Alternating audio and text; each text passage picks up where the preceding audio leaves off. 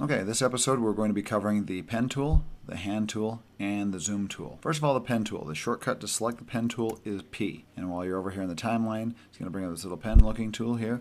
And what this does, the pen tool is basically a keyframe editor. We'll get into some keyframe editing later on, but I'm going to show you a couple things here. First of all, I'm going to hit Shift plus and it will change my track height to a standard track height. As I take this pen tool down, you'll notice I can click on this line right here. This is an opacity line. Let me just choose my arrow tool and show you. As I grab my opacity line right here, if this is not showing for some reason, you go up to the toolbar here and tell it to show video keyframes. I believe it usually has this on by default, but if it doesn't, tell it to show video keyframes or audio keyframes. The pen tool on the video here, first of all, if you use just your regular arrow tool, you can grab this opacity and it turns down the opacity. It makes this transparent.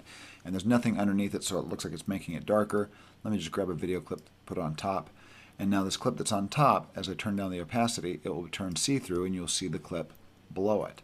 So now the pen tool will basically be used to animate keyframes on the opacity on the video clips. I hit the P for the pen tool and you move it down here to the opacity, notice it has this little plus button right there.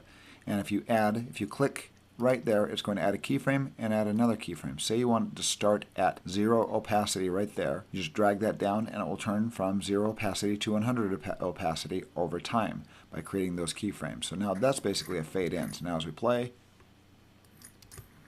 it fades in. It goes from, there's easier ways to do fade ins than this, but that is basically what these keyframes do with the pen tool. I'm going to undo that. Now with the audio, if you use it on the audio, this is basically a volume control. Once again, your arrow tool, your selection tool, you can grab the audio level and turn it down. That's all the way down, so now there is no audio playing. If you grab this and turn it up, that boosts it and cranks it up.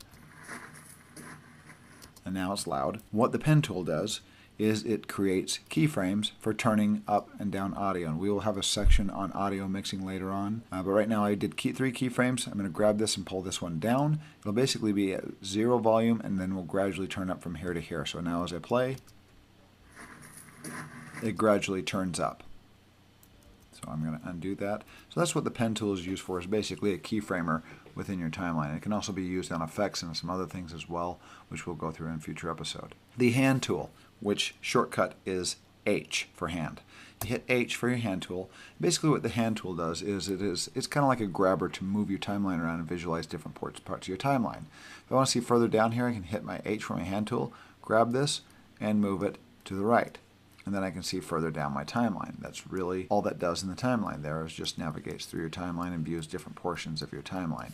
You can kind of get around this by hitting, let's do my selection tool, V, minus, plus, and also this helps with the zoom tool. If you want to view a certain part of your timeline, you can hit the slash above the return key. It shows your entire timeline, and you can grab your mouse and move it to a different portion. If you're zoomed up, you can use your hand tool to see different portions of your timeline. Also, this works in your program monitor up here. If you select your program monitor and you're zoomed up on this image here, let's zoom up to 200% on this image here. You can use your hand tool to see a different portion of your screen here. So if you need to see the eyes, if you're doing some effects here in Premiere, you can grab this and move it to a different portion of the image using your hand tool. I'm going to pull that back to fit.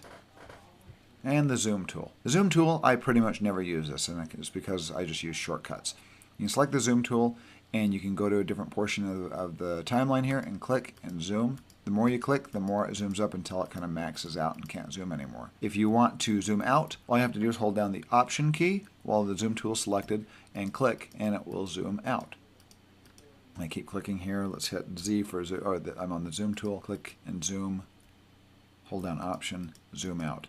And the reason why I never use this is because I use on the top of my keyboard, not on the numpad, but the top of my keyboard, the minus and plus. Plus zooms in, minus zooms out. And you don't need to use your zoom tool for this. And then if you want to see your entire timeline, hit the slash above the return key, and it shows your entire timeline. And that's really it for this entire toolbar. Those are kind of the basic functions of all these tools, which will help you edit down here in the timeline. Next episode, we'll be covering the trim window and going over some more efficient ways to perform editing now that you understand roll, ripple, slip, and slide.